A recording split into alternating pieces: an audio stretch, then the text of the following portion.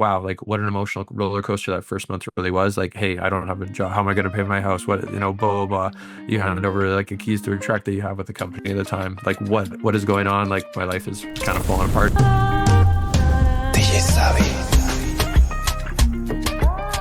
Steve Maxted is an entrepreneur, marathoner, and triathlete with a love for big goals and new adventures. Whether he's building businesses, tackling a 26.2-mile run, or diving into triathlon training, Steven brings energy, curiosity, and a determination to keep growing.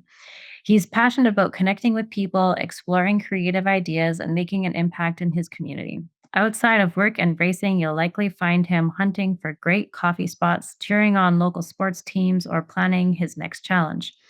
Steve joins the podcast to chat about the highs and lows of entrepreneurship and the mental game behind endurance sports and how he keeps moving forward, both on and off the course. So, welcome, Steve. Thank you so much for Awesome. being here. You're officially my second podcast interview. So, thank you Awesome. for volunteering to be a guinea pig. Yeah. No, thanks for having me. And pleasure to hear that intro. It's always funny hearing your own story told Yeah. to you in a way, but getting used to it. It's something we're Yeah. kind of working through Yeah. because yeah, so usually I'm doing that one or a form of talking the other people up. But no, I think that's pretty accurate. That's pretty much the beat. Yeah, the beat of my drum kind of thing there. So that's the energy of the day to day and what keeps me busy. So very well done Ah, on well, there. thank And, you. yeah. So, a little bit of history for people here because actually you were my first podcast interview. So now the tables are a Yes. little bit turned, and I'm going to be asking you the questions on this one. So, Yeah. yeah, part of the reason that I wanted to have you on the podcast was because, during our interview before, some little nuggets of wisdom came out from you that I wanted to dive in a little bit further. And I guess also the impetus for me bringing you on this podcast was that I had seen another advertisement or another podcast that you did, and the title was Failing Forward. And Right. yeah, Yeah. failing forward. And so, the general premise of my podcast is to, help people to grow and inspire them to, pursue their passions and their dreams. And so I wanted to start with about this concept of failing forward because I listened to that podcast and it didn't really sound like a lot of failing happened in there. So I wanted to get a sense of your background and your story and how you are where you are today. So Yeah, well, I appreciate that. And I think parts of that episode did get kind of clipped a little bit, but that's okay. not pick apart that one, but we spoke a little bit about it. But we did kind of, I think, highlight some more of the ups for sure. And I think one of the bigger things that people do see, it's kind of one of those cliches is you're stronger because of kind of hardships and stuff like that. But I think one of the major things that happened to me was like I let go, whatever you want to call it, fired, canned, capiche, you're done. But through like a merger. So it was a little bit of like a softer landing because there was kind of an expectation with the company I'd been with for several years in the agriculture space in corporate ag. Are going through this merger for like a couple of years. Kind of seemed like actually like things were going to be okay working on the other side of it. Kind of didn't really it didn't seem like I had overlapping portfolios with potentially the same geography person that I actually went to university with. I still know her, the the person Yeah. I'm taking over that role from the other side of the merger, so to say. And it was one of the bigger, if we want to reference it, it is like a TS and turning point for me. I'd never been like let go. If I'd moved on from something, it was to like fail forward in that sense. I think that's what we got talking about on that other one that you listened to Mhm. Mhm. a bit. But and it's not to say that there wasn't it wasn't like a yeah, a perfectly smooth ride all the way through, but that just had experience had just not happened to me yet. And I think witnessing other folks actually be like go through that merger and had been 20, 30, close to almost like 40 years in that business with that company. They had never moved or had any kind of like upset in their career. And for me to be basically, I would round up, I'd say like 7 years total time spent there. But Full time as a rep, it was like 4.5, almost like 5 years. I was kind of starting to get the itch to like take on a new challenge outside of that territory rep role that I was in. It was a fantastic opportunity, great company. Um, but that was certainly the kick out of the nest Yeah. from there. And pure panic mode. I really didn't know what to do. They did treat us pretty well going through that. I mean, it's several years past. I'm not sure what kind of detail I was supposed to share, but they were very fair in the compensation for leaving, even though I hadn't been there for, like a 10-year period looks a little bit different on that end of things. It certainly didn't change my life, but it was more comfort than probably I realized at the time. I probably Hmm. could have taken a little bit more time um and kind of yeah, waited to find an opportunity that fit well, but and I did find an opportunity that fit very well shortly after that. But it was kind of funny. I panicked and I went and I drove food around for Skip the dishes. It was still like early Oh, on. okay. So I have a funny thing that's not usually seen on my resume, but I joke about it. I was an early stage in with Skip, which is not inaccurate. But I drove food around for a month. I had a buddy that was in the head office here in Winnipeg, and he helped me get in with that. And then I just was on the phone for that. Like you had a little bit of a cooling off period too for Hmm. your payments, so I couldn't even go work anywhere right away, which is kind of weird. But yeah, drove food around, called everyone I knew in agriculture and said, "Hey, I am available for work," Hmm. and I ended up with a few interviews and discussions there. And through that one, as I kind of mentioned on the outside, like it wasn't seen. Everyone always says it's like a silver lining thing or whatever, but um, one of the major points I think to make here would be people are always watching hard work being done. They're always observing it. They're always seeing what's going on because not only did I land into other roles, but people, when they were giving me the offers for those roles or whatever, not that it's all about the money, of course, because it's a total package, who are you working with? What's the incentive? Blah, blah, blah. It's not just your base and whatever else. But in this particular case, I remember them signing me the offer and they were like, "Hey, like this is probably not what you were making, but we'd love for you to come work here. We think it's a very generous offer. This is the top of like the range that we can go for this role, blah, blah, blah." And it was like substantially more than what I was making. I was like, Hmm. dang, this is pretty cool. And it was very similar in terms of total compensation package. Yeah. So it was very Yeah. comfortable. And I was like, maybe I was undervalued, to some degree.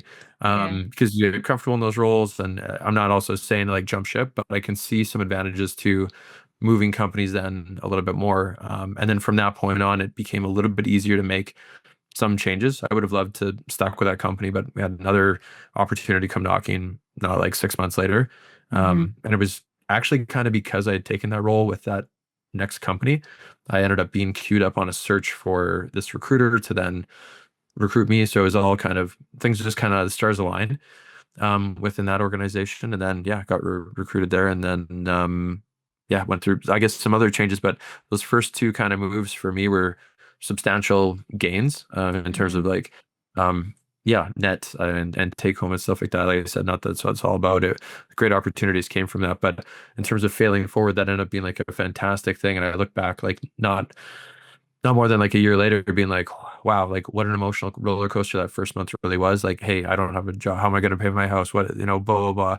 You hand over like the keys to a truck that you have with the company at the time. Like, what is going on? Like, my life is kind of falling apart. And not only did it fall like not apart but more into place, but there was great great learnings that were happening there. I got to work for a couple different companies within like that 3-year period. And network alone, meeting different folks and different experiences, going for different trainings, helping other companies grow, and even having a little bit more freedom in an entrepreneurial sense. That sometimes there are some limitations in bigger corps like that, Hmm. where you don't have as much freedom to do different things, but nonetheless, you have a pretty specific role, and it's pretty safe as well. So that's maybe part of the story that didn't get necessarily highlighted right away. And then I don't know if you want me to keep going, but you fast forward a little bit further out, and um, you know, kind of changed up some other roles there, and was trying to figure out where I really wanted to settle in. And the second time, I guess, or it was even like a third, there was a few other mergers, and then one company shut down. I remember getting a call call one day, and like they shut down the Winnipeg office. They're just like, "Hey, like no longer needed," and like everyone's gone basically. And I'm like, "Holy shit!" That was kind of Yeah. left field, but you kind of Yeah. just gain more comfort with knowing that even though you have these roles in big companies, or they seem large and stuff, like the bigger they are, the harder they fall sometimes, or it can be that way, especially if Hmm. they're taking risks and stuff. So kind of got comfortable with this instability, even within like having stable roles within companies, knowing that things can change and it's a little out of your control at the Hmm. end of the day. Especially in ag, there's crops, there's a lot of things that do change. So I think those are a couple of key examples of, where work changes had happened. And then you just kind of gain this resilience because your like internal stress meter is just like way more tolerant. Like when stuff happens in my business, and if I do share it with my parents, I love them dearly. They had very stable careers. And one Yeah. in government, one in higher ed. I guess both kind of government roles. Yeah. And there for like 37 years, didn't have this change. I think it's more relevant nowadays if you're in corporate stuff that mergers are happening. It's a little bit faster paced when things are changing like that. And I get where they're coming from. They only want the best for me. Yeah. But now I'm kind of more now, fast forward running my own stuff, and it's just like, there's highs and lows every day, every month. And then every year that, it kind of looks more a little bit more smoothed out and gradual. But I certainly don't share everything with them about the business. I'm sure they just go into panic mode, even the stuff that I do share with them. Sometimes they're like, "What are you doing? What happened?" Yeah, I feel you there. I But feel you there. Yeah, definitely yeah, we did, from we did talk about that before yeah, too. from Yeah. people who have like who are used to, because I mean my father was a doctor. He's retired now, but he was a doctor, so definitely a very stable job, never Yep. in want of clients in that profession, So Yeah, for sure. so yeah, I think people who are coming from that kind of background and that kind of stability, the entrepreneurship road, or even, like in this instance, you were working in in a corporation, so you had a job, and there's Yeah. even instability in that case, right? So Yeah. yeah, and so I think there's something to be said actually in terms of pursuing the entrepreneurial path, which we'll get into kind of your transition into that, but pursuing the entrepreneurial path, it almost gives you a little bit more control over your outcome and your destiny because you're the one who's in the driver's seat versus being at the Yeah. mercy of some True. company who is going to just, lay you off at the first sign of trouble kind of thing. Yeah, it definitely can be. I mean, there's highs and lows on both sides, like of their coin. Yeah. I've seen both of it. And, like I always want to say that and preface that way because there is a lot of comfort there. You don't have to do all these things that you have to do as an entrepreneur. It depends on how your business is set up, but and who's helping you, who you've hired on, brought on your team. But I could certainly appreciate a role within an organization again, given the right opportunity. Mhm. It's great doing what we do now on the marketing side and with the brand, two different companies that we run right now. But the reality is, it would be quite peaceful, I think, in some way, and work somewhere. I'm speaking out of both sides of my mouth because it's fun, but Yeah, well, and I feel you yeah, too, like, because I can see the appeal of, just like clocking in, doing what I need to do, and yeah, clocking out, and just living in peace. But there's that part of me that's just like I want to, build something of my own, and that's 100%. the part that I think drives most entrepreneurs. So Yep, yeah, yeah, so absolutely, it is. yeah, why don't you walk us through the transition then? And you know what I love about your story as well is that you're a very like Canadian homegrown story, and it's just so it's just so Yeah, like thoroughly Canadian. I love it. I love it so much. So why don't you walk us through like going from ag and to now you're in, I mean, you wear a few different hats. So you have the marketing yeah, side. Yeah. So like it's all under the A brand, which I believe my audience will be made up of a lot of people who aren't familiar, but A is like the typical Canadian A, which people make fun of me all the time because I say it all the time. yeah, So, yeah. We certainly do get called out for, it, and it kind of came from if I take a step back, even when I was in corporate stuff, I had this life mantra, and it's what would 80-year-old me think? And it's kind mhm. of taking reflection back on if you were 80, looking back on life, making sure you don't have any regrets. That actually came from a lot of storytelling and me listening to like stories being told to me from farmers in my Mhm. agricultural experience there. And it was always stuff. If I ever asked a farmer, "Hey, would you change anything about?" And usually they were older guys. There's the odd Yeah. time it is like it's very much.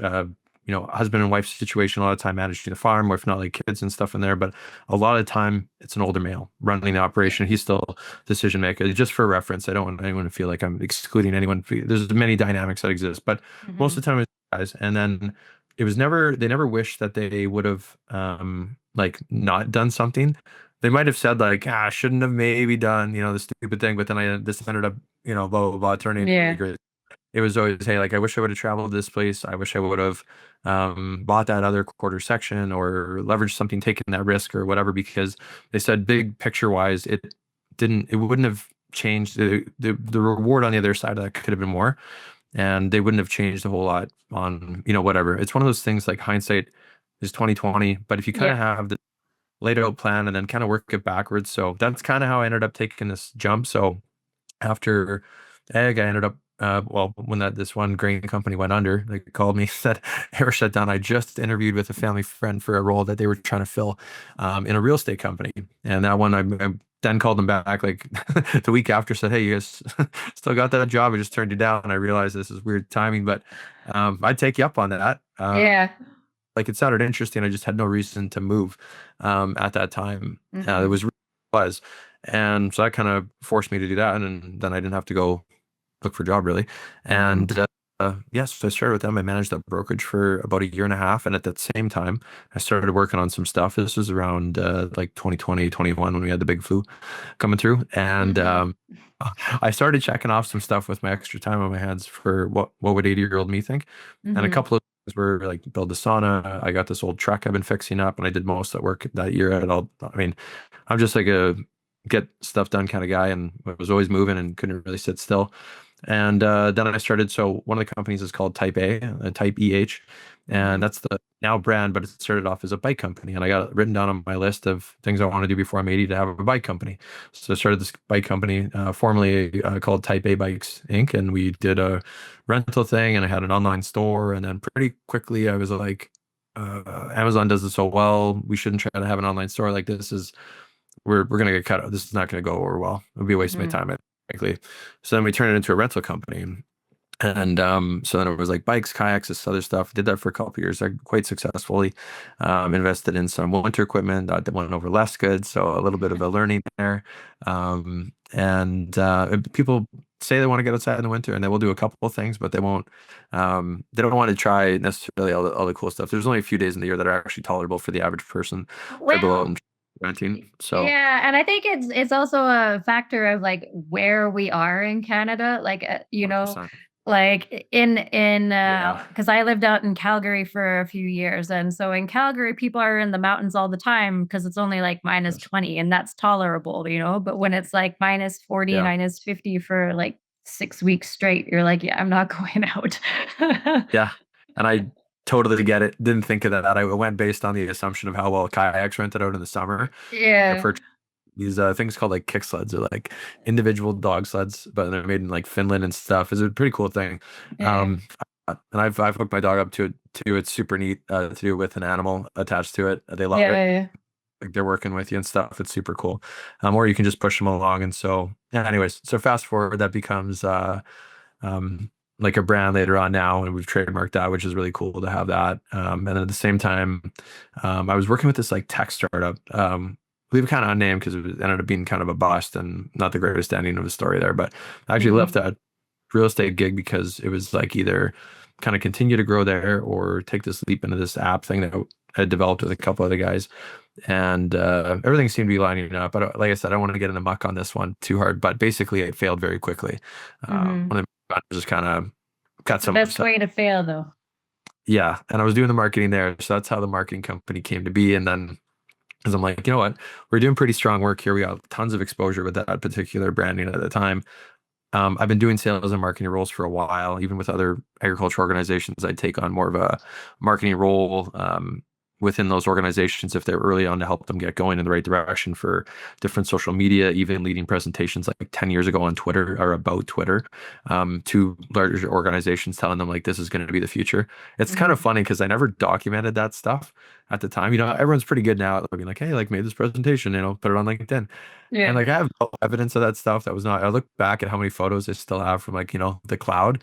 Yeah. and it's like not that many. So part of me wishes I would have taken more photos if I were to pass along any knowledge, but now I maybe overtake them. So I've been doing this for a long time. So I started getting contracts for consulting and stuff, and with a mix of companies from stateside and across Canada. They're not all local to Winnipeg in that sense too. Hmm. Just through the network of, like a decade in agriculture and then meeting and networking with other folks, kind of led to some early success there and then built out a team. And then the rentals kind of took a back seat. Then we trademarked the word, and then the brand kind of took off a little bit for us. So we have an online store with that, and then we started podcasting as well. And the real goal there was just to learn how to do it. It was to make like 9 episodes and then help other people make podcasts. And then it turned into a little bit of a momentum thing. And now we're like 100 and I think we're closer to like 150, but we did kind of like some like sub-series stuff. So like long form ones though, we're like over, 130 plus now.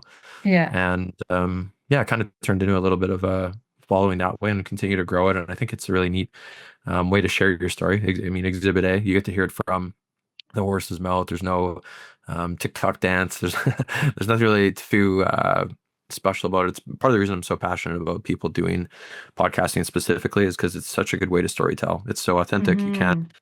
adjust it, change it. I mean, this is a real story for me. I mean, yeah, it's just like you can't, at a certain point of talking on camera and stuff, whether you're the host or the guest, there's no, you get to know the real them. So that's the part I love about it the most. And then, yeah, so that's what we're doing now for companies. And that's, it's been a bit of a little bit of a roller coaster in that sense too. When you jump out of the nest from a startup or to go do a startup that fails, and then you don't really have a backup plan, and you just kind of figure it out by asking people if they need help. And then people started coming to me and asking for help because we were Hmm. posting about some of the stuff we were working on. Hmm. And then it kind of just became a bit of a referral thing and then built out a team from there. And kind of had an idea of structure and stuff from a company standpoint. And I think it was super helpful to have those years of experience in corporate positions where you know how to build out, standard operating procedures for your company. I mean, like tech nowadays is so much easier to leverage CRM tools and different things for your own company, or if like some of our services with helping companies do that kind of stuff too. Hmm. It's way more advanced than it was, 5 years ago even. And then, with the help of like AI now, it's like having everyone can probably do like 2 or 3x the work that they used to. So it's just Hmm. figuring out how to use those and then get better at them and improve. And yeah, it's like you're, I don't know, like a racehorse on steroids. If you Yeah, want to for use sure. tech, I on find rails. I find AI to be quite overwhelming sometimes though. Like there's just always something new. Yeah. And so trying to keep up with like it was even on Canva the other day and they have all these AI Yeah. options on Canva now and it was just like so many that I couldn't even figure out what I needed. And so I Yep. find that's part of the I guess I mean the AI is an amazing tool, but at a certain point it's like okay, now it's just too much. Yeah, I find that too on Canvas specifically and some of the other softwares that we use for editing or whatever. There's always an advancement coming, and it's like, hey, where was this button? Or where did it go? Yeah. And yeah. Yeah, and So sometimes it's like they update the software and it's like you were just learning how to use it the way it was and then they change it again and you're just like, yeah. "Man, it can be really overwhelming." So, yeah. Um, I wanted to talk about some notes that I took down here. I wanted to talk about like learning to spot opportunities, right? Because as you were Cool. going through this and kind of I don't like to use the Yeah. word failing because, like, I think you were, working your way towards success, right? But as you were going through this process of failing forward, and it's like, Yep. how did you learn to spot those opportunities that ended up being the successful ones versus like knowing when to, like, there was this app that you were working on and like knowing when to pull the Yes. plug on that and stuff like, so how do you, Yeah. yeah. Well, okay, I have a couple of situations that come into my mind of like, yeah, more positive. Some of the failures kind of catch you off guard. That, Yeah. for example, is one where I was not suspecting that to go anything other than amazing, and yeah, it kind of came out of left field. So I wasn't the best read on that situation. I think that was Hmm. more of a, an individual, and like I said, not to harp on it, it's a good learning. But I think it goes back to like some earlier sales roles that I had in terms Hmm. of instincts and understanding kind of when is the right time to kind of attack or move forward with an opportunity, if that makes sense. When I used to sell shoes at this at the Adidas outlet near my house, not far away from here now. I didn't move too far away from where I grew up, and Yeah. which is nice. In some ways, it brings lots of memories when you're kind of driving around here. You're like, oh, I worked there, and there. And Hmm. but I think once you start, and I've always kind of had that sales kind of energy. That like one of my first gigs, I've talked about it a couple of times on podcasts, but it was cutting grass, and then it turned into like a landscape thing. So I've always kind of had this startup going on thing, but I ended up working at some other companies where I had major success with. Sounds crazy, but like selling shoes, like often I was the monthly winner of the sales thing, and there was three categories of KPI, like gross sales, sales or yeah, gross per transaction overall, and then I forgot what the other one, like number of items sold per Hmm. transaction. So you're always trying to sell more and get more out the door. And I think you start to read people while doing it. I think I was like 15 years old when I started doing that, and I did that for a few years through high school. And I think parts of that instinct of early sales, or like having to sell myself for services with cutting grass and understanding what people's needs are, Hmm. has led to some better reading. But I would say sometimes it's instinct and sometimes it's wrong in the case of that maybe half failing. But then this one time I met this guy for coffee. And he was telling me about a company, and a mutual friend had connected me with them, and they said like, hey, they need help with their company, and they referenced it as a startup. It was really more advanced than a startup. It's like a medium-sized company, like actually pretty big, or it was pretty big at the time. Hmm. Uh, and I found this story very compelling and interesting, and it seemed very genuine. And they were like, "Hey, like, we'll jump on a Zoom, whatever, blah blah blah." And I was like, and he had mentioned in the storyline that they're going to a trade show in Vegas next week, and I was like, "No, I'll fly down there. Like, I'll come meet the whole team or whatever. I want to see this for myself and like meet you guys in person." And it was within like a week, I booked this trip to go down there and meet this team or whatever, and they were kind of surprised. They're like, "Hey, whoa, whoa, whoa, like we're not paying for your flight and stuff." And I'm like, "That's fine." I was like, "I have a good feeling about this, and I want to meet you guys, and that's totally cool. So I'll see you down there. Don't feel any pressure." I Yeah. always like I went in there kind of just so confident in that energy, and I got it down there. We had some good meetings with that CEO and stuff, and we still actually do, yeah, kind of a consulting basis with them. But initially, it was kind of a heavier, yeah, consulting role within the organization for helping them kind of get set back on track. They were missing some marketing and sales stuff there, which was we were able to turn that around pretty quickly, given their issue was kind of not what they thought it was in a Hmm. weird way. So that was really cool, and I think just trusting instincts like that can take you really far. It was a super unique opportunity to jump in with that company, and I've done that a couple of times, just showing up to I've answered trade shows to meet people in person, shaking hands.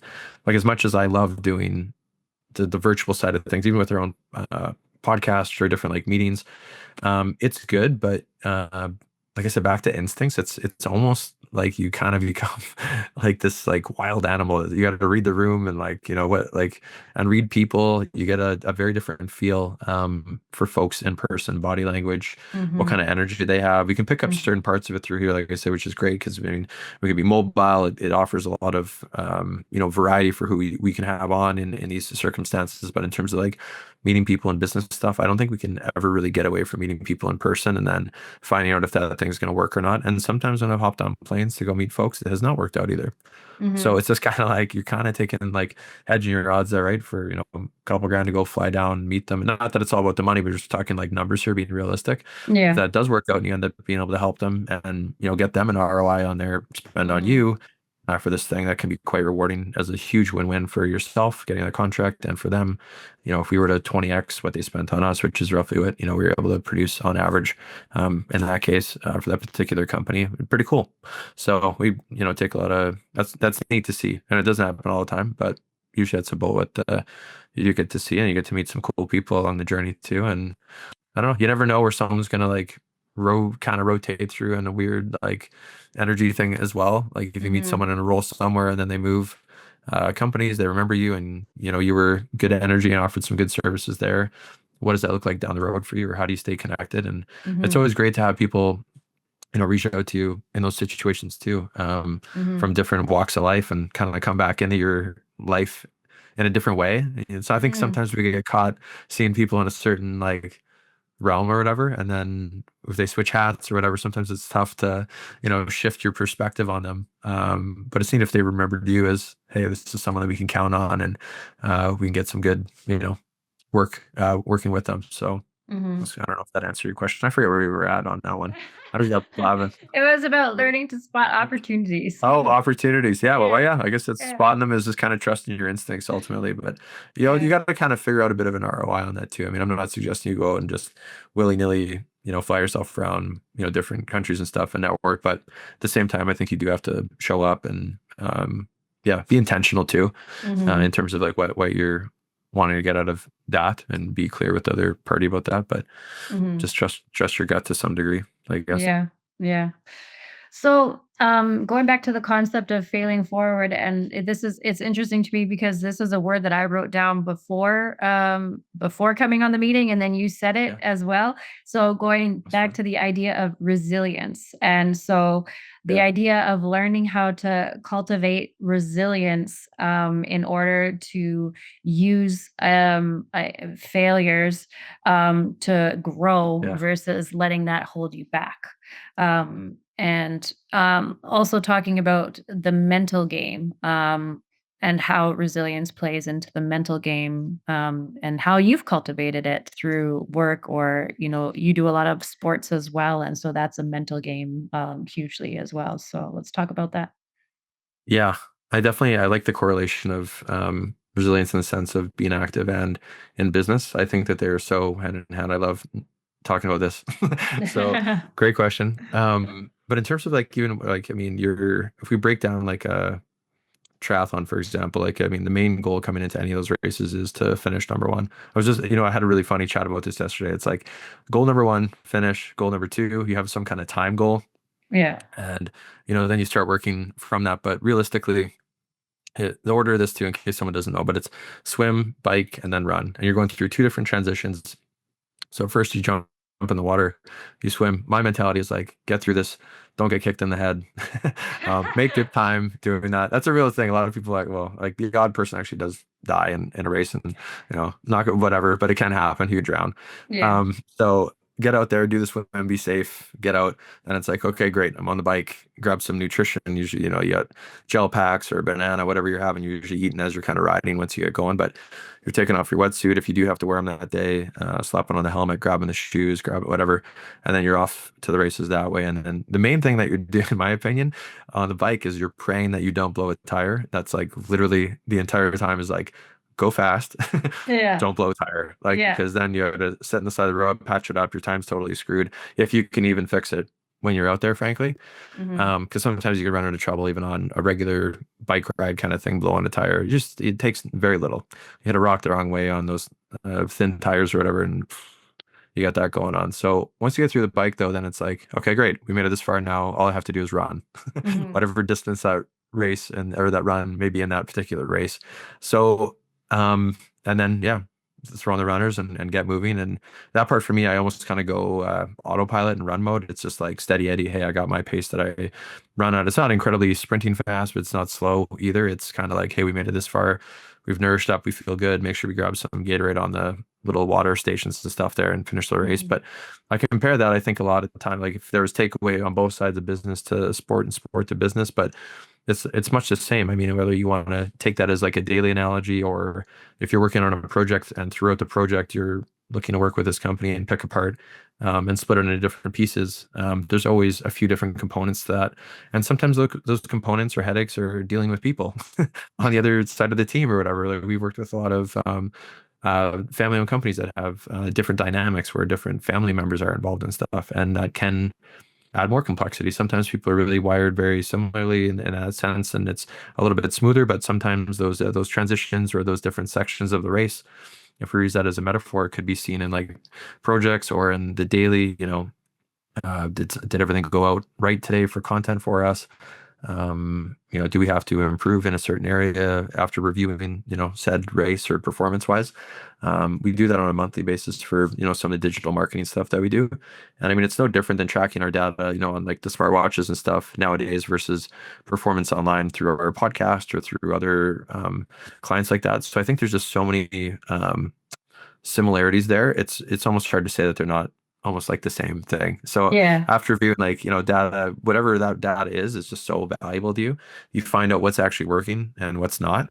Because some of the data may come back and something that you thought you were really bullish on before that you were convinced was going to work. Just make sure you try it enough times, I guess, ultimately, because Yeah. if you only do 3 episodes of a pod, whatever, and I've heard this stat before, it's like that's not going to go anywhere. But if you make like 21, then you've made like a big jump into kind of like a 1% of podcasters. And as you keep going and you keep improving and blah blah blah. So if that's like a good parallel as well, I think that there's just so many things that are constant reminders that you got to just keep moving forward. Hmm. Just like in a race day this last weekend out in Calgary, little hilly, little more elevation. I Yeah. didn't get a PR out there, but I'd consider it kind of a PR for being out in a very, very different environment in that sense. And just kind of based on like some fueling and stuff before, but I was really happy with that one. But the thing was just like, don't stop running. That's what I always like tell myself on that one. Um, so yeah, I think that's kind of how I would connect all those dots together. It feels very much like a Venn diagram that's almost overlapping in that sense. So Hmm. Yeah. So, yeah, the thing about Calgary in particular, just going back to that, is that the air is thinner there, right? Because of the yeah, elevation. also that. So, yeah. Yes. So, for people who don't train in that kind of elevation, it becomes a lot harder. I remember I used to go there for congresses and do performances there, which is like 2 minutes of like really, really high intensity. But afterwards, it's like you can hardly breathe. Yeah. Yeah. So I can't even imagine a triathlon actually, so that must be intense. Yeah, it will be. This one was just, or not just, this was a half marathon. I got an Ironman out there in a couple weeks. So I'll be back out there. This was kind of like a bit of a test run, no pun intended, but I was like, I Yeah. should get some form of race in out here. And yeah, then the bigger race is at the end of the month. So it'll be fun to Yeah. do that out there. Oh, okay. Well, good Yeah. luck. Thank you. So, I wanted to talk a little bit about like all the different sides of the A universe because again, Sure. I really love the like really Canadian homegrown wholesome universe that you're building for yourself. And so let's talk about a little bit about all the different sides of type A and what it is that you do because it sounds to me like you're quite a renaissance man and that you wear many hats kind of like I wear many hats Yeah, as yeah. well, so Yeah, for sure. So yeah. I kind of started off, as I mentioned, with the rental thing turning into a brand, and just I guess for reference to my phone case here, but Type A. So we have this merch line. We have everything from shoes to hats to accessories to a coffee we have available on our online store, and we're working to grow that into more accessible retail locations across Canada right now. Whenever we do get into a retail location, we do very well. With the brand, it's easy to connect. It says basically, I am Canadian, but in a clever way. And it Mhm. kind of plays on the pun of like a type A personality, but being like type A, EH as in Canadian. I love And it. so yeah, that's definitely a very stronghold on the Canadian thing. The kind of irony here, and people may laugh at this later on, but it was kind of a moment of I'm just needing a name for both the podcast that I wanted to create and is now growing into what it is, and then the marketing company being just like a kind of a generic name that I was like, hey, how could we get in there? And then someone was like, well, why don't you just stick with A with your stuff? And that's literally how it kind of came to be. And I was like, well, yeah, okay, we're pretty Canadian and maybe a little bit ahead of the time on the whole, recent raw Canada stuff too, because Yeah, we've been doing yeah, this for about 5 years. So it's kind of funny and ironic that people are like, hey, like we gotta be more Canadian and stuff. I'm like, well, great. We've been doing it for a few years and glad other folks are on board with being more patriotic in that sense. So yeah, there's a marketing company and then a podcast Canada. uh-huh, And so between those two things there, the marketing company, we help folks do fractional marketing work and podcast production or consulting with that with my team. And mhm, the podcasts we host and have high performers on there, both in business and in the athletics. And a lot of people are combined as both. yeah. Exhibit A with you, and there's always usually a crossover there. Usually there is. So we've Yeah, had some really cool guests on there and being able to share. Ironically, I don't think a lot of people realize this in the podcast too, but a lot of folks we've had on, if they are stateside or Mhm. somewhere else in the world, a lot of the time there is a direct connection to Winnipeg. I think for a bit we didn't highlight that enough, maybe. But it's kind of interesting when people do watch and then they were asking about it a little bit more on some of the episodes. That becomes the common link is actually they're escapees from Winnipeg.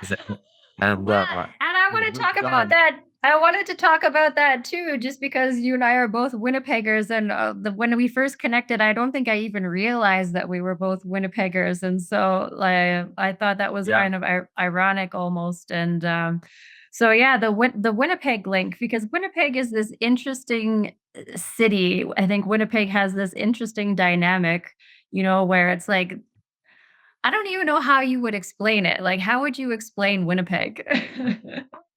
I don't know. Well, someone might give me some heat on this one, but I've come back from some travel to like much larger cities, and then I come back and you literally go to like Costco or Yeah. Sobeys or a local shop or show up to a run club or whatever, and you basically just, and it's probably because I'm quite social as well, but and been here my entire life, so this isn't like a Mhm. knock, but you see a bunch of familiar faces, and you're Yeah. usually struck up in conversation pretty quickly, and saying hi, hey, how's it going, blah blah, blah, where you been? Yeah. What's going on? And so from that point forward, I was kind of like, Winnipeg's like a big village, but That's like we're exactly what like, I was just thinking. It's like a oh wait, big village. yeah, and it's funny, but it's very welcoming in that sense. It feels like he never left or went anywhere because it just seems like you're picking up where you left off, and Yeah. um, yeah, it's a very friendly community in that way and very closely connected. Especially if you kind of have had a few like opportunities in different. In my case, it's like I go to like a small town or any kind of like sporting event. I usually bump into a farmer that I've worked with before. Happens, or Mhm. someone I worked with in agriculture. Happens all the Mhm. time, and played some like competitive sports for a bit. So then a bit of traveling with that, and it's kind of like you're truly like half a degree of connection or connectivity within the environment of Manitoba as a whole, but Winnipeg being the more populated city. When Yeah. yeah, Manitoba, it's like people go to Jets games, you're gonna bump into someone you know. It's Yeah. not even a question. Like you go to bigger cities and you might not bump into anyone that you know for a period of time and stuff like that. And yeah, Yeah. so it's Yeah. kind of interesting. That's how I would maybe best describe it. I don't know. Yeah, Um, well, and I but think, the turn of phrase you used, escapees, that one was so hilarious to me. yeah, You know? they broke out. Yeah, because Winnipeg, like I've moved a couple of times, so Yeah, I moved to Kingston, Ontario for about 5 years, way back in the day, like 2005 to 2010. I think I was out there. And then I came yeah, back to Winnipeg, and then I broke out and I moved to Calgary for like another 5 years. And then I moved back. And there's just something about this city that it's just like it always brings you back. yes, totally Yeah. does. Yeah, So, yeah. I think it'll always be home base. It's a to some degree yeah. like that. Like there's so much yeah, family here, and I guess like Well, friends family that is would the big one, right? Family is the big yeah, one. So, for sure. But I just think it's interesting. I find it interesting, like trying to explain to people, about Winnipeg because it's like not a huge city. There's like not. I mean, there's stuff to do here, but there's at the same time, like it's just like it just keeps going, it keeps trucking, kind of thing, and yeah, it just yeah, is. totally. Yeah. Yeah, it's very definitely a very unique um yeah, place for sure. Yeah, yeah. So, I wanted to talk a little bit about like, because the purpose of my podcast is really, it's like a thought leadership podcast and like encouraging people and helping people to like build the tools and, have the resilience to like move forward with their goals. And so, like, and because of, what you've built with the A universe that's there, and like, what are some key concepts that you maybe in hindsight recognize that help you in terms of pursuing your goals and developing this company into what it is today? I think one of the biggest things is don't be afraid to take a step back Hmm. from it and look at things. I know that there's this funny thing we did years ago. Actually, when I was with that first company I mentioned in ag there, I was with for several years, and I remember we did this like team building thing one time, and it was I'm gonna like I guess identify something that I had success with in this particular training, but you had to like walk across this floor, and we had to work as a team to figure out. You walked across different like illuminated cubes, and if you went the wrong way, it would give you an X, and you'd have to walk out, and then the next person would go, and we'd have to work to figure this out, and we couldn't get past this one particular spot. And then I was like, "Are we allowed to take a step back?" And then they're like, "Yeah." And I was like, "Okay." So then I did that, and then we kind of cracked the code and figured out, okay, we had to go here and take it, and that was the whole purpose of said training, was to take a step back and to move forward. And I think sometimes it's okay to do that, even if it is a notable pause in said business, or if you have to figure out a new process or go for training. Like after going through so many great trainings on the corporate side, um, and then you realize when you're on your own that you're not going for that training of kind of sharpening the saw. I've made it a point to try to go for different trainings, and some of them are local, some of them are virtual from afar, where I've gone places for different trainings, whether it be like sales or management training, to help make me better, at Mhm. those roles there. But I think it's important to do that. If you can do it more frequently, like some people are able to do this on a weekly basis. I find I'm too in the zone to kind of do it that frequently, but about once a month, we try to take a look back and review how things are going. What kind of proposals did we send out? Where was success? Do we have to do a little bit more effort in, this one area, or what do our clients need on the marketing side? And then, who did we contact on the brand side of things? How's that going? Reviewing different, financials and stuff as much as we can, have that dialed in. And as I mentioned before, like using different tech to be able to help you do that. Like on our website or online store for Type A, for example, the brand there with the merch is through Shopify. There's a ton of Mhm. data on there. I don't know if we should necessarily like ever showcase that, but I would love to just show off like the behind the scenes of like what all the data is that it can show, like give you on there.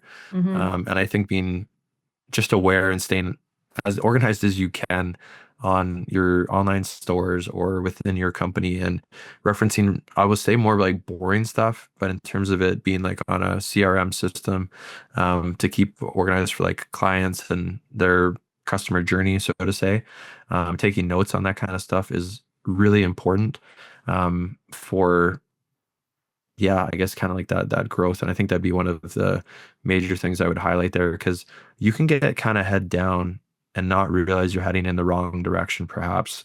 Mhm. You're just kind of going through it. And there's never really like a bad move either. Like I know for us, and kind of a way that we reevaluated some of the stuff with the brand is, the one year we went really heavy on like local markets and stuff.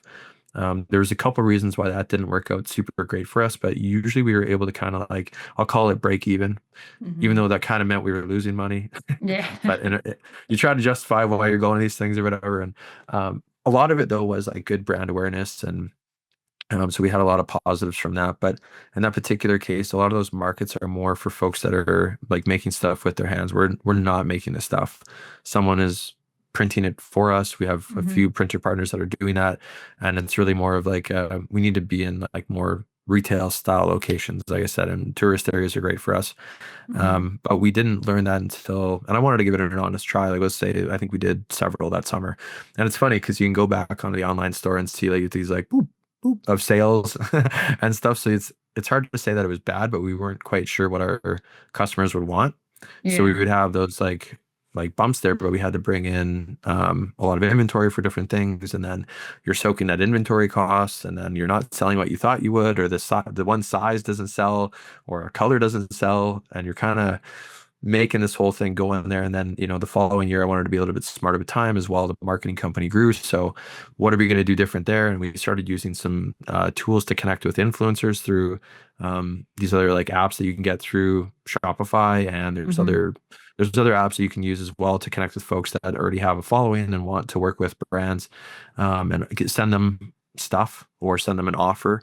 You always see those like codes in people's like profiles. It's like, hey, you get 10% off of whatever Yeah. it is. Yeah, yeah, yeah. There you go. So we kind of have like a setup like that with some influencers out there. It's worked okay, but I was just trying to be smarter with time. And I can't say one over the other has really worked better yet. I think it's Mhm. just a little bit of ironing out some more details around like how we even share our brand story, and want to encourage folks to be active, and it being a Canadian brand, and some of the causes that we donate to. Um, along the journey here, a lot of like health related stuff, just encouraging folks to be healthier ultimately is kind of the MO here. So we're still almost like growing into ourselves on that one. And I think there's always, like I said, like that learning process along the way. And if folks are looking to get started is um like the one thing that I would say is like just know your own risk tolerance and like how Mm, far you're going to like be. I'm now, like I said, described earlier with kind of poking fun of my parents there for giving them headaches in terms of me just saying what I'm doing. And I'm yeah, not going to change what I'm doing necessarily, but I would yeah, also say it's okay not to share with family all the time. If someone's in the same boat as I am, some people are not going to understand it yeah.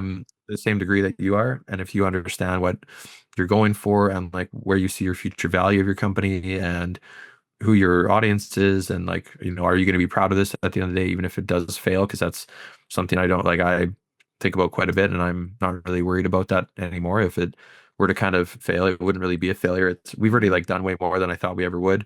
Mm-hmm. So if you're really focused on stuff, you can accomplish what you thought might take 5 years in like 6 months if you're Mm-hmm. incredibly focused on that. That being said, things always take way longer than you think, and then you're trying to make these connections with people to get into like trade shows and different stuff, and you're no one's priority early on in business. Like even going to a bank to try to get like your own account set up, they're kind of hesitant. They're like, well, you haven't done this before. Well, no kidding, that's how and that happens across the board. This isn't just like my own bank, this is like pretty well known, which I find ironic because businesses or banks are always like, oh, we support small businesses. Yeah, like when they're making money. Yeah, But well, like, I think that's an interesting topic actually because I'm going through this process right now, and a lot yeah, of these like I don't want to call them grants, but a lot of the banks they're saying like, "Oh yeah, we'll give you a loan if you've been in operations for like yeah, 5 years and you're making like $250,000, for the past." 100%. Yeah, and so it's kind of like, okay, well, so how Yeah, do the really small startups actually do it, right? yep, Like yeah, yeah. so So you got to be prepared for some stuff that you weren't. What's a good saying about this? It's like oh yeah, it's so simple. It almost sounds like silly, but it's like you don't know what you don't know. oh, And it's it's like when true. you wrap your No, head it's around that, true. then it's like you're kind of like blissfully unaware until it becomes your stress or like pressure point. Yeah. And I had written some things down here about like taking a step back and looking at the bigger picture and, just in yeah, terms of using the data. And because I think you're right, like a lot of the times we spend so much yeah, time like focused and head down that we forget to actually remember the big picture of where we're going and yep, using the data as tracking. Because the other thing is that sometimes you don't yes, necessarily realize how far you've come yeah, if you're not tracking it. So, like, do you have any experiences 100%. in that sense of not realizing how far you came and then looking back and you're like, "Oh shit, like I actually did come farther than I thought or I am making more progress than I thought." Yeah, definitely. Specific, like, there's a few. One of them would be, I guess, for sure in, I'll say like the brand awareness of everything with Rose that we've created and kind of getting feedback from people just saying that they saw it. That's like one of the goals within the podcast is to stay like top of mind. We practice different things. Like sometimes we post 3 times a day. Sometimes we post 17, which sounds Holy crazy. moly. Yeah, but we use softwares to pre-post that stuff across all platforms, and then we get Yeah. way more data and touch points from that. So then we're able in the future to make better decisions about what time of day to post because it'll give us data and feedback and say more people were online at this time. And there's a few softwares that can do that for you, but people also have incredibly short memories, Mhm. and it's proven time and time again. I mean, there's things that were headline news that were really, people were really reactive to several years ago, we wouldn't remember. But the day of, it's kind of a big deal. And then it blows Mhm. over and it's like, whatever. That's what kind of makes me more confident, even putting out content for ourselves, for clients. And once they wrap their head around the fact that it's until you're a big enough company that you can pay for ads and really dominate the entire, we'll say, area, like the city, let's use like Coca-Cola or Pepsi or whatever. Mhm. They're big, they got machines everywhere. They have billboards if they want to, blah, blah, blah. They can hedge their odds in so many different ways um, that it doesn't really matter. They will have wins Mhm. and some stuff will have a better ROI than others, but they'd rather participate than not. It's Mhm. actually the same thing. Maybe I'll use realtors because I worked in that space and we talked about this often when I was working with them. And it was like a lot of them wanted to go get bus benches right away because everyone has bus benches that is Everyone does. successful. Everyone, yeah, everyone and their dog. They were always concerned about like, well, how do I get on the bus bench? What do I do this? And I'm like, why don't you start by going online? Because one, it's cheaper. You may pay for some boosted ads and stuff, but in general, you can create this content. And this is not a secret. I mean, it's just like saying it out loud. It starts to make a lot more sense to them. I'm like, why don't you find out, what's working for you? Make these different posts, do these different things, and then you can, figure out what's really working for you. What part of the city is like your hotspot? Where does business get generated from? Because if you're putting that bus bench out there for a month, someone might remember your name, but you're so new that they haven't seen your face enough or the name enough potentially. It depends on everyone's situation is a little bit different, but this was my personal advice to some of those folks. And then the folks who do have bus benches are usually more mature in their business. They've been around for a couple decades and they know that they can, afford to be here for the long haul. They're selling a lot more houses. They have the odd bus bench if they want to do a billboard. Those are, but the crazy expenses on some of this stuff, like some of the bus benches, they're a few $100 a month, and some billboards are like 17K. Depends where Mm. you are. Depends what's going on. And it's just like figuring out that ROI and then your risk tolerance. Because you know what? If you are coming in, I should rephrase this. If you're coming in and you have an unlimited budget, then yeah, sure, go ham, go Spread the market like world. crazy. Yeah, go tell everyone that you're a realtor and do it in every way possible, or that you Yeah. are, Coca-Cola or Pepsi. But they didn't start off that way. They did more like guerrilla marketing stuff. They did funny stuff. They did, nowadays you can do giveaways online. I think if I were to, if that wasn't a thing, I'd be recommending to do some form of giveaways to get like contact information back that like Mhm. before the internet kind of thing. Like my Mhm. mindset would always be similar to help grow a company or brand like that. But analyzing data is how you come to those conclusions. And it sounds so like boring. And sometimes I feel like I sound boring presenting this to clients or even talking about it with them. But I'm like, it's so important to just like take a minute to reflect this stuff. Because, another example, we'll leave this one kind of nameless or whatever, but this one particular company thought that these posts that they were making on social media were having a great impact on their brand. And the ones that they were really proud of were actually not doing well. In fact, Mhm. there's a direct correlation to the days they posted, the posts that they thought were helping to their online store. So not only were we looking like and analyzing data online store for actual business, but on those posts, they did less good on social media and they were less good for business.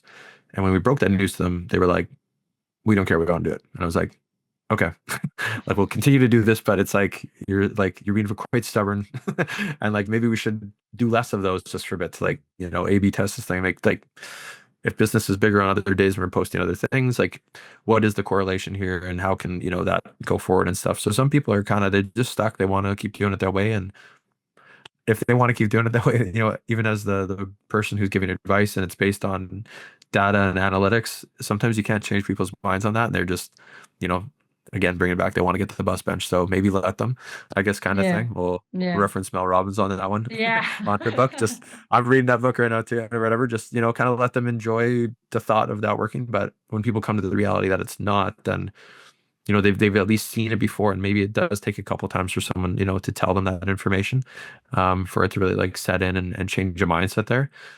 We're just pretty direct. I'd be like, like a couple months in a row, this is literally like we could overlay those posts on your online store days and it's gone down, Yeah. kind of thing. And it's not the only example, it's just the top of mind, and I know the numbers, so it was quite extreme where those like drops would be and stuff. And Yeah. it was Why areas might that they that be were the case though? well, um some of like those, I think it's just like other days the messaging was softer and it was more welcoming to go to their online store in Oh. that sense. And I think it got more attention. So then more people saw it, got more, and I think it was just kind of a snowball effect of like some of those, like I said, posts that were not on that particular topic were seen as better, and then more people would see those posts and they'd be like, oh right, reminder, let's go here and buy this thing, Mhm. Mhm. or place an order, versus the stuff that didn't go over as well with said followers and stuff. Then Mhm. I think from there, and this keeping very general, but then you don't get as much exposure, and then people just don't go to the store as much online, Mhm. which results in less sales. So Yeah. from that sense, yeah, you kind of want to look at that stuff, and that's 100% organic. If we were to do like paid ads with different companies and stuff, then you're kind of controlling who's seeing it, who the demographic is, and then that's like putting gas on fire kind of thing. And then once you figure out what's really working for the brand, then I'd start to encourage folks to spend more on that. But if you have the budget, like I always say, like then great, you can go.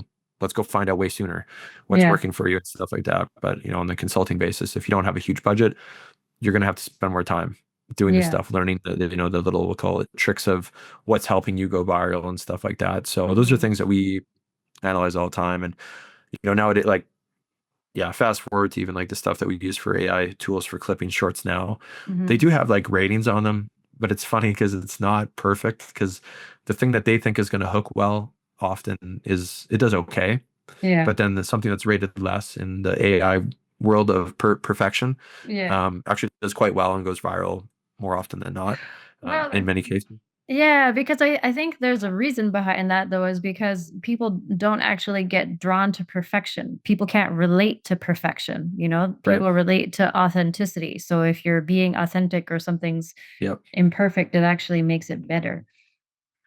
I totally agree. And that's the Yeah. tricky part about like AI. Like, is it going to catch on or is it starting to adjust that because it sees other content that's gone out? And then it's like noticing that. I mean, and sometimes it's right. And I mean, and then sometimes it's the time of day that you posted the really good one versus maybe the less good one. And maybe if you put that less good one in a better time slot, would you start to like switch that? But it's Yeah. always a game, and then it's just consistency and back to like training for races and stuff. I treat them so much the same. It's like you just have to get in the reps, and then you'll see results from that. I Mhm. almost guarantee it. So Yeah. Yeah.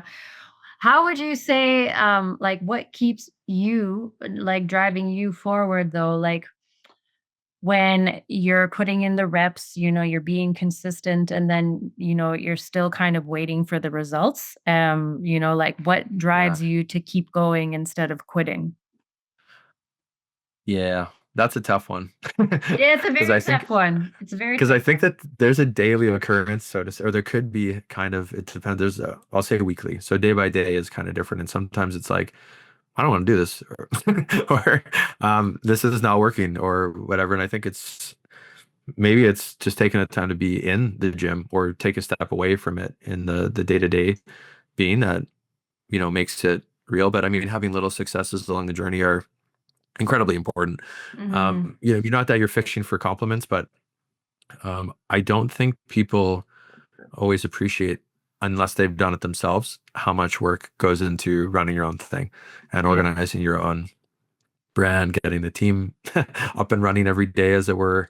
Yeah. And sometimes it's just like a little comment that certainly helps go along the way. Like I said, not Yeah. that you're looking for fluff out of that, but when a little comment does come your way, and it's from someone who's been there before or been more successful, kind of thing, and um, from anyone, it's much appreciated. But from certain folks, that you're kind of like, okay, I must be onto something, right? Like I'm okay.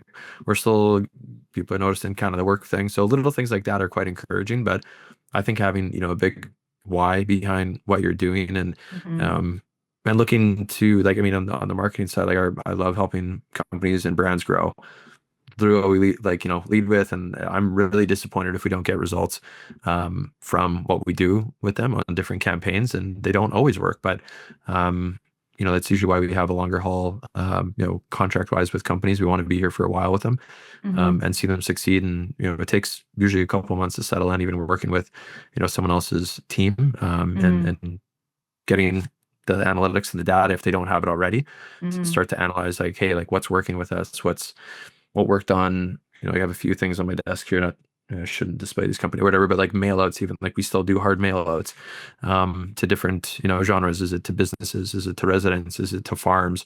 What was that ROI on that? And then Mhm. just analyzing those success. And but yeah, sorry, going back to having like a why behind kind of everything that you do, and surely believing that is awesome. Working with good people too. We certainly take more time figuring out who we want to work with. I think sometimes that gets is not always seen the same. People are like, "Come work. We want everyone," and I'm like, "We don't want everybody. Some people are headaches." That's just Yeah, yeah, I think kind of that's shy very away from true. that. Yeah, Yeah. like learning how to fire a client, I think is probably a skill. Yes. Yeah, and sometimes it works out okay. Like we have done that before, and we have seemingly like a really good relationship where we still chat with some of those clients, and we'll still give them our thoughts and stuff if they do message me about, hey, like, we got Mhm. this little thing going on or whatever. And yeah, it's just there's a lot of folks that are wired differently. There's also a lot of energy and the entrepreneurial space, a lot of egos can exist, Yep. and sometimes those don't always like align with other energies and stuff. And it's, there's enough business for everyone. And I think if we took more time to find the correct partner, but Hmm. he's real estate too, as an example. Everyone thinks that they're competing against other realtors, and they're really not. They're like competing against just presenting their own offering and their own vibe out there enough, because there's enough people that would align with everyone that kind of exists in that space, in my opinion. But Hmm. there happens to be a smaller group of individuals that dominate that space because they're really good at storytelling and getting results ultimately though Hmm. too, and then enough, yeah, like reps at the end of Yeah. the day. And I'm fond of that industry. It's fun. It's been interesting to have experience in that space. Yeah. Um, but that's one where they do a lot of marketing, personal branding, and stuff along with that, right? So it's more, and it's right in our face. Everywhere you look, Yeah. you probably know half a dozen, realtors in any Yeah. city you go Yeah. to. So Yeah, well, definitely the art of storytelling, I think, is a gift, and you can use that in so many different ways in terms of building relationships, building yeah, rapport. So that's definitely a really, really powerful way to build those connections. And yeah, also, like, I think it helps your clients identify whether or not you're a good fit to begin with, right? Because you've told your totally, story in an authentic way, and it's like, yeah, that really resonates with me, and you're somebody that I do want to work with, right? So, definitely. mhm. Yeah, I definitely like the example of podcast, and it certainly warms up the discussion. I just had a friend of mine on my own podcast yesterday. He's big into like personal training stuff. He's out in Kelowna, and he's starting his own podcast out there in his podcast journey. And he's like, he's quite introverted, and he would always, I think he said that on the podcast yesterday. If he didn't, he definitely told me before we got on. We were chatting and catching up. Went to high school together, and haven't seen the guy in a while. He's just a kind of a forever friend kind of thing that would always Yeah. exist. We used to go on like snowboard trips and stuff together. And then he Yeah, got yeah. talking. He was telling me, he's like, I gotta warm up the conversation because I'm not maybe a sales kind of as I would be out there and presenting myself and social and stuff. That's why we were good buddies. We're kind of almost like yin and yang on that front. Mhm. But he's like, I got to start sharing more because people because he's such a big muscular dude. He's like, people are almost like afraid to talk to me. And I'm like, yeah, man, you're a monster. Like you're a big dude. Like I could see where someone would be almost kind of intimidated by the talking. And you're just such a wealth of knowledge. And for him to be able to share his story, and that example would be, one where he'll have a lot of more success, I think, even though he's Mhm. quite successful already, about sharing his own story and journey, and what positive or negative to be looking at for, whatever it is, diet or exercise in that front. But it's totally a great way to share stories. Mhm. This but yeah. Yeah, yeah. Well, and Yeah. putting yourself out there can definitely be a challenge, especially for an introvert, because it's Yes. yeah, like so I would say that I mean, I would call myself an introverted extrovert, or an extroverted introvert, maybe is a better way of putting it, or an ambivert. I've heard people say that too. So Okay. it's like when I Cool. was when I'm with people that I'm in alignment with, like that feeds Right. my Right. energy, Yeah. and but I also especially thrive in like smaller group interactions or like one-on-one interactions like this, Yeah. versus like big rooms of people that I don't really know, that is challenging for me because it's just a lot to take in. And so I find those Yeah. situations, especially for me as a DJ and an artist, when I'm in those Yeah. situations, sometimes it can be overwhelming. And so those are the situations that I struggle with sometimes. Yeah, I would agree with that. There's certainly I've like presenting in front of groups of farms or like in general public speaking and stuff. Often I'm seen or seeked out in the role of the friend group of being like an MC at a wedding, for example, Mhm. on the personal side. And I find those ones like over time they've gotten a lot easier. But even when I was presenting in like agriculture, you'd have like different size groups of farmers that would show up to different like coffee shop kind of things that we would host meetings. And if it was like 6 to 8 people, you had a way different experience. And as soon as you hit like 12, people went Mhm. like quieter. And then as soon as you hit like 20, it was like dead silence. No one wanted to share anything. And part of Yeah. that is a little bit of like, I don't know, it's a little protected, ways of the trade kind of thing in ag where like they're like, I don't want to share as much in this setting. It's a little scary, but I think that it translates very well into other industries as well. As soon as you kind of have more folks in the room, I think it's very true being in boardrooms and stuff too. You get Mhm. too many folks in there, and all of a sudden it's like, yeah, we want everyone to brainstorm. It becomes extra hard to do that. You just too many. folks and too many bodies to kind of read within that environment, I think too is part of it. And yeah, I would totally agree with that as well. It sometimes it can almost be like draining, trying to filter through in person who's on your same vibe, in Yeah, that sense, yeah. versus when you're in a more comfortable setting or yeah, Like more, one on one, it's more um yeah, yeah, it's more like personal. yeah, you Yeah. get hopefully more depth out of it. Some Yeah, folks seem to be quite surface in many ways or whatever, and then you're kind of like, do I even get to know you? You know? yeah, yeah, and I think that's part of the problem with larger groups of people, right? It's so because Yeah, you're trying to interact and be social with so many people that it's either like you can go a mile wide and an inch deep or like an inch wide and a totally. mile deep, right? And I think that's the difference. Yes.